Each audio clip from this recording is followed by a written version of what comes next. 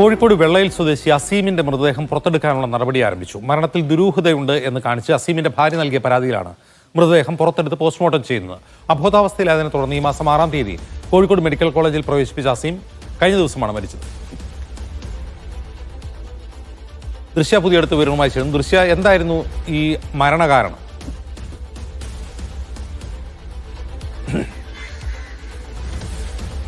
അജിംസ്, ഈ കഴിഞ്ഞ 5-ാം തീയതിയാണ് ഇയാൾ മദ്യപിച്ച് വീട്ടിലെത്തുന്നത്. അബോധാവസ്ഥയിലായിരുന്നു. പിന്നീട് രാവിലെയോടെ ഇയാളെ വിളിച്ച് എഴുന്നേൽക്കാത്തതിനെ തുടർന്നാണ് ഭാര്യയും ബന്ധുക്കളും ചേർന്ന് ബീച്ച് ആശുപത്രിയിലും പിന്നീട് ഈ കോഴിക്കോട് മെഡിക്കൽ കോളേജിലും എത്തിക്കുന്നത്. ഈ സമയത്തൊക്കെ ഇയാൾ അബോധാവസ്ഥയിലായിരുന്നു. പിന്നീട് 7-ാം തീയതി പുലർച്ചെയോടെയാണ് മരിക്കുന്നത്. എന്തായാലും ആ സമയത്ത് ഈ മൃതദേഹം സംസ്കരിക്കുന്നു. കോനാട്ടെ ഖബറിസ്ഥാനിലാണ് മൃതദേഹം സംസ്കരിക്കുന്നത്. എന്നാൽ അതിനുശേഷം പോലീസിന് ഈ മരണത്തിൽ ദുരൂഹതയുണ്ടെന്ന് കാണിച്ച് ഇവരുടെ ഭാര്യയും ബന്ധുക്കളും പരാതി നൽകിയിരുന്നു. ഇതിന് പിന്നാലെയാണ് പോലീസ് ഈ ഖബർ തുറന്ന് മൃതദേഹം പുറത്തെടുത്ത് പോസ്റ്റ്മോർട്ടം ചെയ്യാനുള്ള നടപടികളിലേക്ക് നീങ്ങുന്നത്. ഇന്ന് രാവിലെയോടെ തന്നെ ഇതിനുള്ള നടപടികൾ ആരംഭിച്ചു. മൃതദേഹം ഖബർ തുറക്കാനുള്ള നടപടികളാണ് ഇപ്പോൾ നടന്നുകൊണ്ടിരിക്കുന്നത്. ഇവിടെ നിന്ന് ഇൻക്വസ്റ്റ് നടപടികൾ പൂർത്തിയാക്കിയ ശേഷം കോഴിക്കോട് മെഡിക്കൽ കോളേജിലായിരിക്കും പോസ്റ്റ്മോർട്ടം നടക്കുക.